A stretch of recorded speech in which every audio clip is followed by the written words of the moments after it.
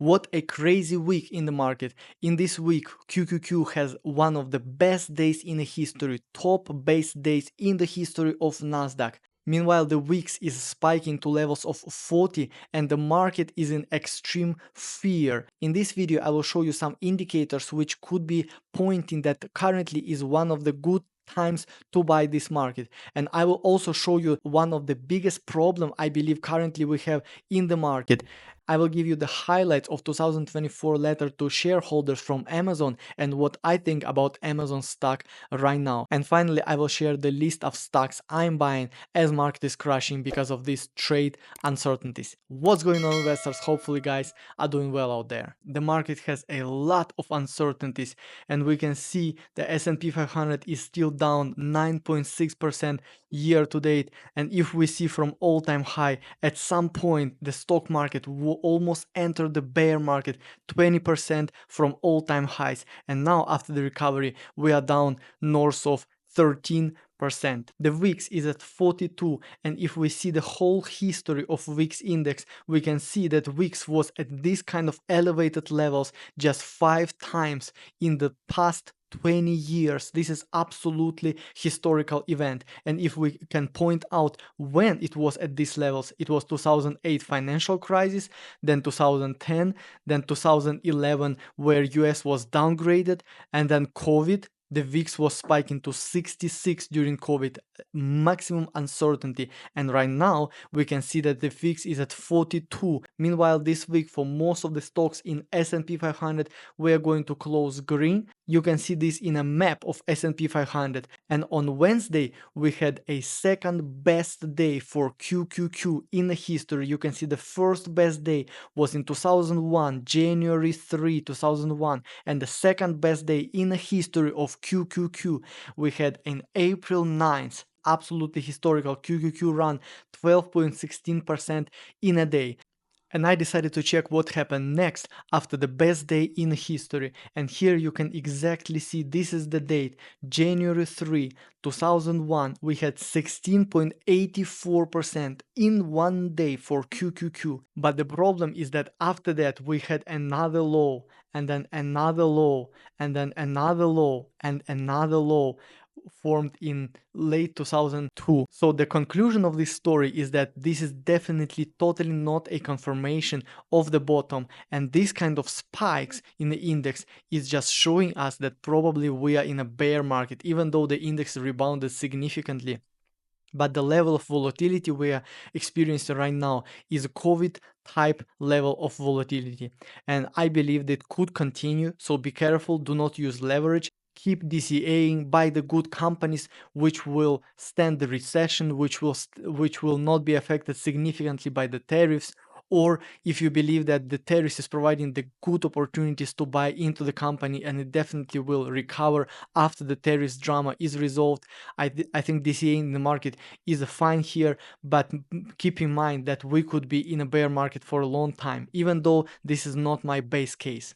Fear and greed index is at 13, and 1 week ago we were at 3. These absolutely ridiculous levels of volatility. And the great indicator when to buy I would like to introduce for you is a 5 days average put to call ratio. When this put to call ratio is reaching close to 1, this is very good time to buy, because this is basically showing the ratio of puts to calls. And if the market is hedging significantly by buying put options, then it means that the market is significantly bearish, which usually could be the local bottom and some kind of bounce of these levels. And I think this is one of the biggest problem of the market right now, not crashing stock market, but increasing the yields in 10 years treasuries. If you can see, this is the April 9th where Trump capitulated and paused all the tariffs and introduced 90 days delay for all the countries except China.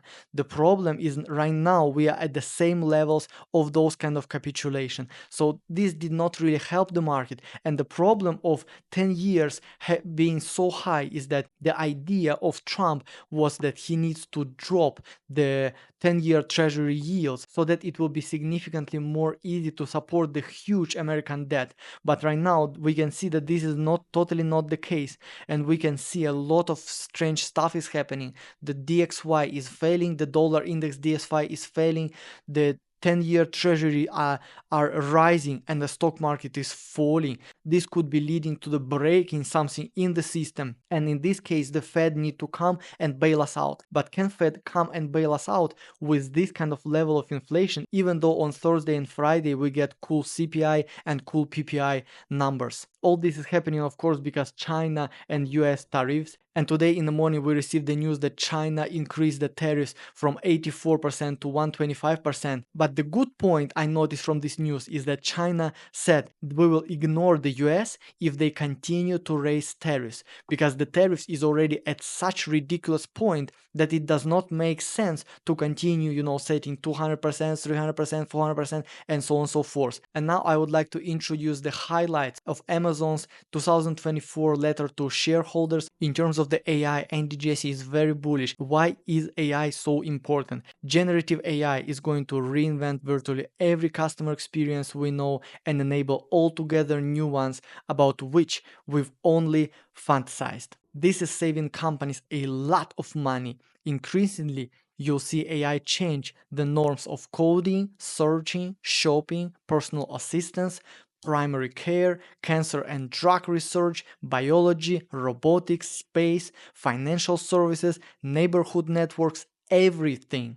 This is very bullish for Nvidia, but also it's very bullish for AWS. We're seeing from this letter that probably the demand for AWS is still very strong, so that we could expect good numbers later this month when Amazon is going to report earnings. Jesse continues here, we continue to believe AI is a once-in-a-lifetime reinvention of everything we know. The demand is unlike anything we've seen before, and our customers, shareholders, and business will be well served by our investing aggressively now. Andy Jassy is emphasizing that they had to invest right now, and there was a lot of worries because of this tariff drama. Maybe the hyperscalers will cut the investing. We can see that this is obviously not the case. Just a few days ago, the Google CEO confirmed 75 billion capital expenditures from Google side, and now we can see that Andy Jassy is confirming the huge investment into AI in the shareholder letter. Why do chips and AI have to be this expensive for customers? AI does not have to be as expensive as it is today, and it won't be in the future. Chips are the biggest culprit. Most AI to date has been built on one chip provider, Nvidia. It's pricey. Titanium should help, as our new Titanium 2 chips offer 30 to 40% better price performance than the current GPU-powered compute instances generally available today. Andy is emphasizing that they're building their own silicon to try to diversify from Nvidia, because currently basically almost 100% of the GPUs are bought from one company, from monopolistic Nvidia, and what they are trying to do, all hyperscalers are trying to do, is to diversify by building their own silicons and partnering with Broadcom. In terms of the profits, the Andy is saying, when forced to choose between optimizing the appearance of our GAAP accounting and maximizing the present value of future cash flows, we will take the cash flows, emphasizing that they do not want profits right now. They are keep working as a startup, the largest startup in the world, and they are keep reinvesting into the business, and they are interested in a long-term value proposition. Now, what do I think about Amazon stock? If you are following my channel, you know that I'm a big believer in Amazon, and Amazon is my top one position in the portfolio, north of 26%. And if you can see, Amazon already corrected 25% from all-time highs, and in the bottom it was almost 35%. After having this rebound, it's a little bit less. Now, Amazon obviously will be significantly affected by tariffs. Here you can see the business of Amazon, and we can see that most of the revenue coming from online stores. This absolutely will be affected from the tariffs. 145% tariff on China. This is absolutely ridiculous. Amazon has many sellers from China, and all those sellers have to increase prices or basically leave the platform. And if they're leaving the platform, then you have less third-party sellers, then you have less exposure for Amazon advertising and so on and so forth. So we can see that this part of the revenue obviously will be affected. The physical stores probably also have some kind of products from China, cheap products from China, which will be affected right now.